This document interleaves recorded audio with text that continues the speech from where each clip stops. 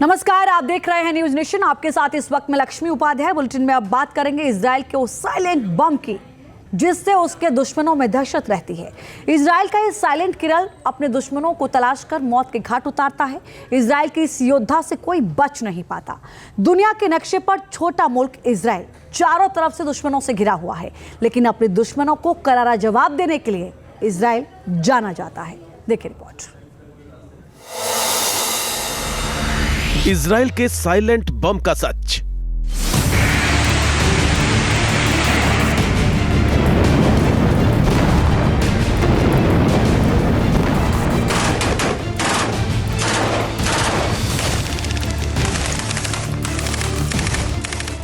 जिससे खौफ खाते हैं दुश्मन।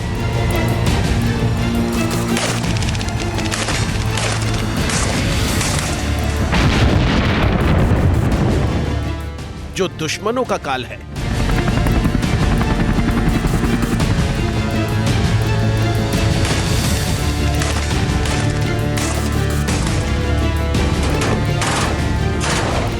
जिसका दूसरा नाम है मौत।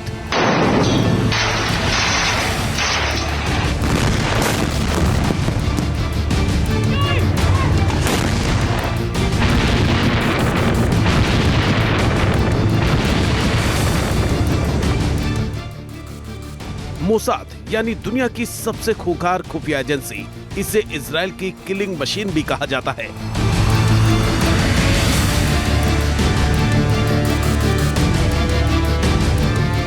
आतंक को करारा जवाब देना इजराइल को बखूबी आता है और यही वजह है कि अपनी काउंटर टेरर नीति के चलते इजराइल पूरी दुनिया के लिए एक मिसाल बन गया है।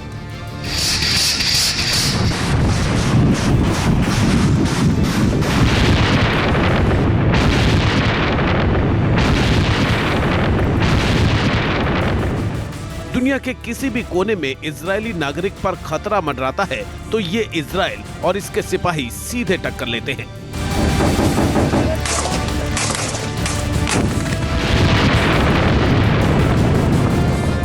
दुनिया के नक्शे पर इजराइल को खोजना मुश्किल होता है। आकार में छोटा है, चारों तरफ से दुश्मन देशों से घिरा हुआ है, लेकिन मजाल है कि उसे चोट देने वाला दुश्मन उसके निशाने से बच जाए।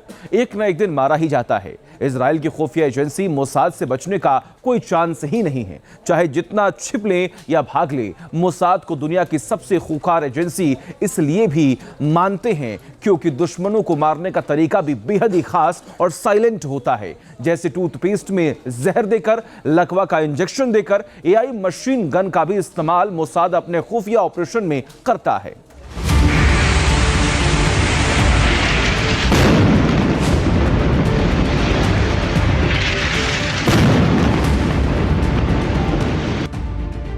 ईरान में हमास का चीफ हानिया जिस तरीके से मारा गया, उससे मोसाद की ताकत का पता चलता है। ईरान में घुसकर आतंक के सबसे बड़े चेहरे और ईरान के गेस्ट को मार गिराना बहुत बड़ी बात है।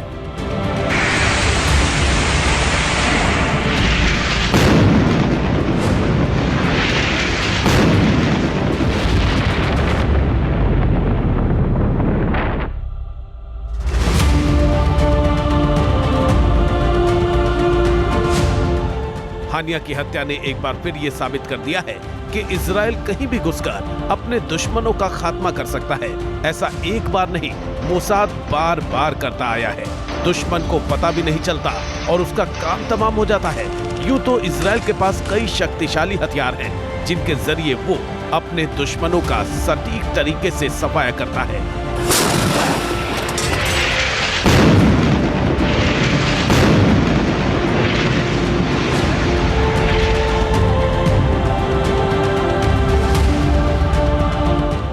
लेकिन मोसाद जिन तरीकों का इस्तेमाल करता है, उनमें रोबोटिक मशीन गन से हमला शामिल है। मोसाद कार बम का भी इस्तेमाल करता है।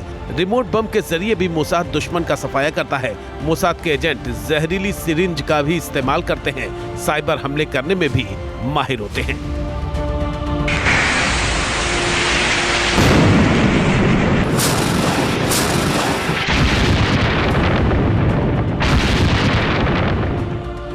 इजराइल इन हथियारों से दुनिया भर में अपने दुश्मनों को ढेर कर चुका है। मोसाद अपने टारगेट को पूरा करने के लिए हर उस चीज का इस्तेमाल करती है जिससे उसको सफलता मिल सकती है।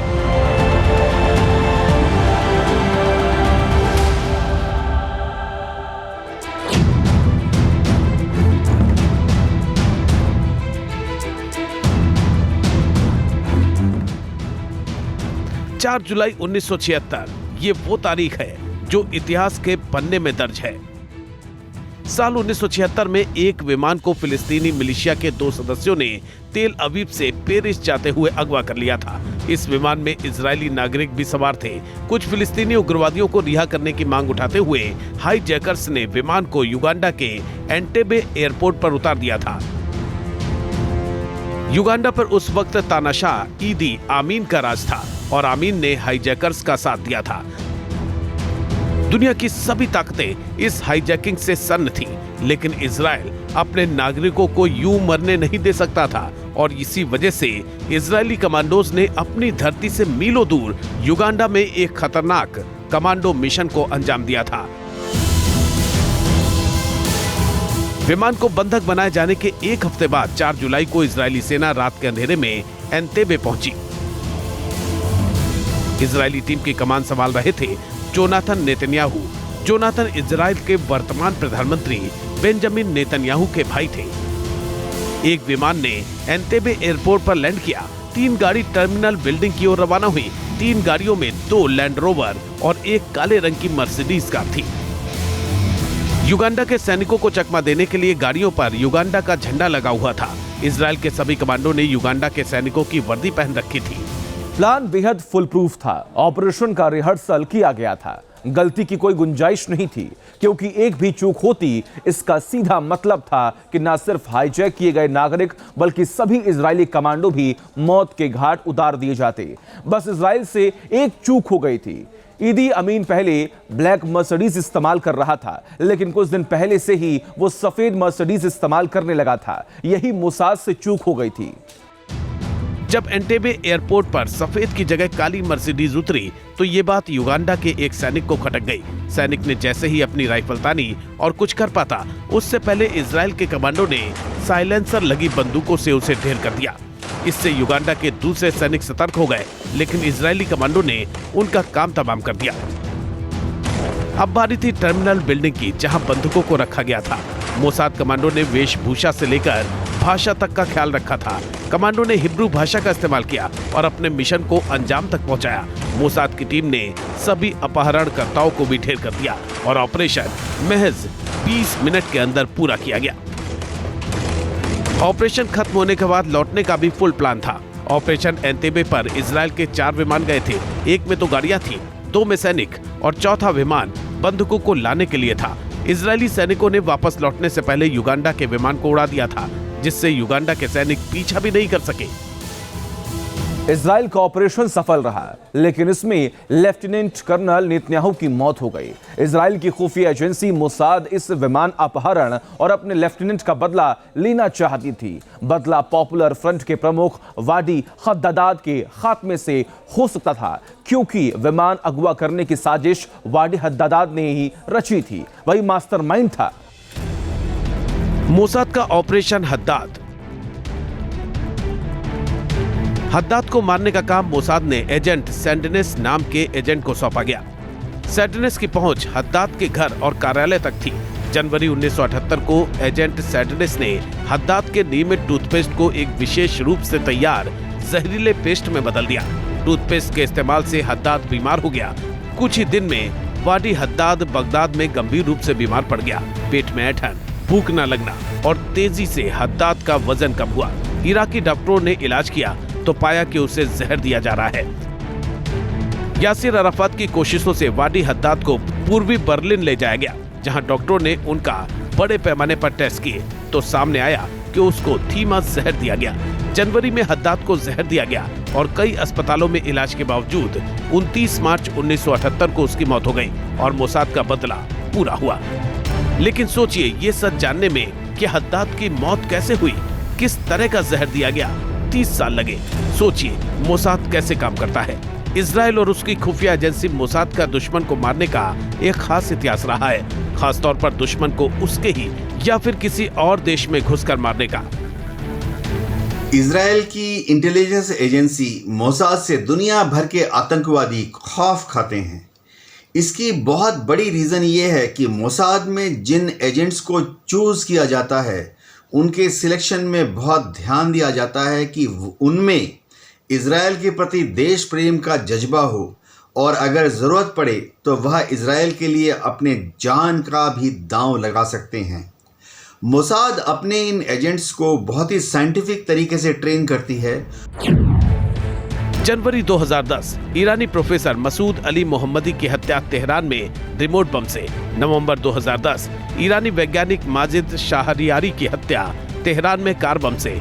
साल 2010 हमास कमांडर महमूद अल मबाहो की हत्या हाईटेक अल्ट्रासाउंड टूल से जहर देकर।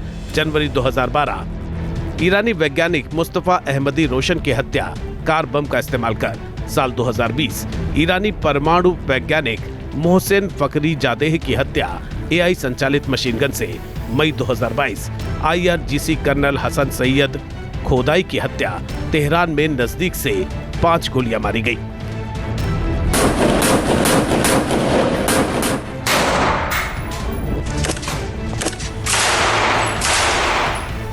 ये ऐसे मामले हैं जिनमें मोसाद पर सीधे आरोप लगे। ऐसे न जाने कितने केस हैं जब मोसाद ने इजराइल के दुश्मनों का सफाया कर दिया, लेकिन किसी को भनक तक नहीं लगी। इजराइल का ऑपरेशन ओपेरा। 80 का दशक सद्दाम हुसैन की अगुवाई में इराक फ्रांस की मदद से अपने यहाँ एक परमाणु रिएक्टर का निर्माण कर रहा था, जिसके लिए दोनों देशों के बीच एक परमाणु संधि भी हुई थी। इसके बाद इसे बनाने का काम तेजी से चल रहा था। इजराइल को जब इस बात का पता चला तो उसकी पेशानी पर बल पड़ गए। इजराइल के कानों में सद्दाम हुसैन की धमकी गूंजने लगी और उसका चेहरा उसे डराने लगा। सद्दाम ने धमकी दी थी, अगर इराक में परमाणु बम बना तो इसका इस्तेमाल सिर्फ इजराइल पर होगा। इजराइल किसी भी कीमत पर इराक को परमाणु बम बनाने में सफल नहीं होने देना चाहता था। इसके लिए इजराइल ने लॉन्च किया ऑपरेशन ओपेरा, जिसका सिर्फ और सिर्फ एक ही मकसद था, इराक के परमाणु रिएक्टर को खाक में मिलाना। 7 जून 1981 को इजरायली समय अनुसार 8 F-16 लड़ाकू विमान और बैकअप सपोर्ट के लिए 6 F-15 विमानों ने एथ-जियोन हवाई बेस से उड़ान भरी। सऊदी अरब और जॉर्डन के रडार की नजर से बचने के लिए सारे विमानों ने 150 से 300 फीट की ऊंचाई पर उड़ान भरना शुरू किया।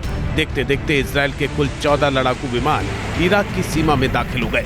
दुश्मन का ध्यान भटकाने के इरादे से कई विमानों ने अलग अलग दिशाओं की तरफ उड़ान भरनी शुरू की।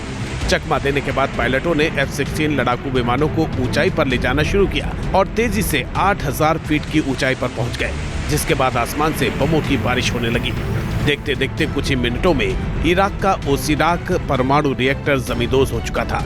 इस पूरे ऑपरेशन में इजराइल को किसी तरह का नुकसान नहीं हुआ, वहीं इराक के 10 लोग मारे गए। इस तरह इजराइल ने एक बार फिर दुनिया को दिखा दिया कि जो उससे टकराने की हिमाकत करेगा उसका यही अंजाम होगा। Team news nation.